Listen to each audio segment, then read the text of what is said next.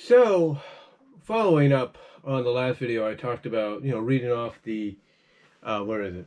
The information from Fightful Select and everything that they put up for free, and the other stuff you can read on the Fightful Select pages and Patreon and all that.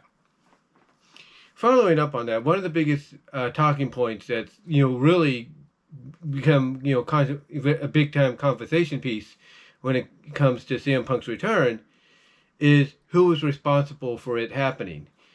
And believe it or not, Vince McMahon had no say in it whatsoever.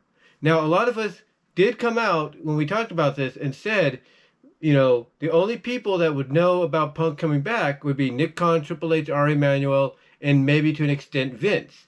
Well, apparently, Vince McMahon had no idea. It was only between Nick Khan, Triple H, and probably more likely Ari Emanuel. Because like I said in the previous video,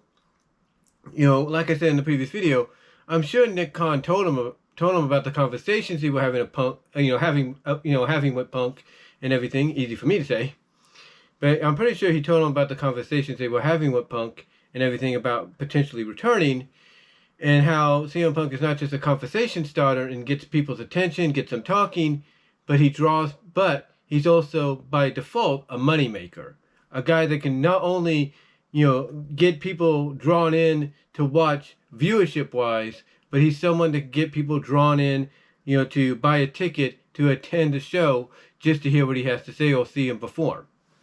So I'm pretty sure Nick Khan was able, along with Triple H, was able to convince Ari Emanuel that, hey, this is going to be a good deal for us, and don't worry, whatever reputation he has, we know what we're getting with it, because this company has dealt with him before, and we saw what he did previously in AEW, so we're prepared, to deal with what we got to deal with. And I'm sure Punk understands that. There's no doubt. But to hear that Vince McMahon had no say whatsoever is a pretty big deal, because normally when it comes to these returns that you would say never about, or that you would think would never occur, for Vince, not to have any say in this one is huge, because he had say in Bret Hart coming back. He had say in Hulk Hogan coming back. He had say in Ultimate Warrior coming back. He had say in Bruno Sammartino. Bruno Sammartino, he's had issues with outside of the ring and all that with. Superstar Billy Graham, if you will. He has found a way through various people helping him out, like Triple H, maybe Stephanie, maybe Shane, Bruce Pritchard, Michael Hayes. He's had people help him mend fences with these individuals. He's had people, basically convince him to, hey, put your differences aside with this guy, put your differences aside with these guys and do business. Do what's right. I mean, we saw, one of the more recent examples we saw with that was Alundra Blaze, aka Medusa. So, obviously, when it comes to Punk coming back, Vince not having a say, obviously tells you not only does Vince not have any more power like he used to, I mean, he still has power, but not like he used to.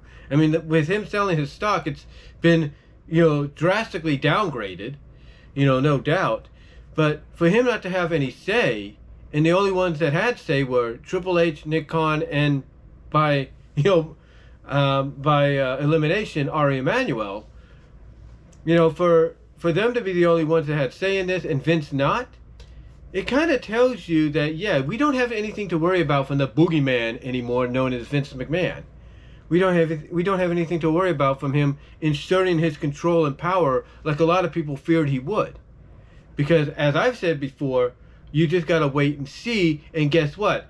That's not probably what's going to happen, and guess what? I was right about it. I was right about Vince not having that power anymore, but everybody was always doom and gloom. This is what helps on being a fan looking on the outside, looking in from the outside. But yeah, Vince not having any say is huge.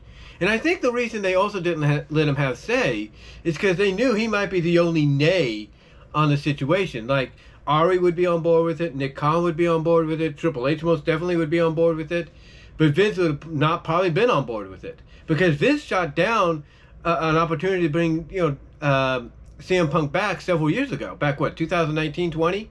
When he was part of the WWE backstage thing, produced by Fox, and Fox wanted him, to come on board, come on back into WWE full time. Vince shot it down. He didn't want Punk around. Well, now, but guess what? He had power back then. He had say and control back then. Now he doesn't. And I'm sure he's basically kicking himself in the rear for selling what he did, selling a majority of the company to Ari Emanuel, thinking he was probably going to get control and have power again, only for the opposite to happen. And now, because that opposite has happened, here we are. CM Punk, he's back. He's back in the fold, as I check my time there. He's back in the fold. And you can't tell me that Vince McMahon was not, as I read in that article there in the previous video, you cannot tell me Vince McMahon, along with those other executives, was not in shock. Or you can't tell me he wasn't sitting at home doing what he had to do, because he's very limited in him being able to travel. I mean, he could travel. There's no doubt. We saw that with him and Undertaker being at that boxing match, or that UFC fight, or whatever it was, in Saudi Arabia.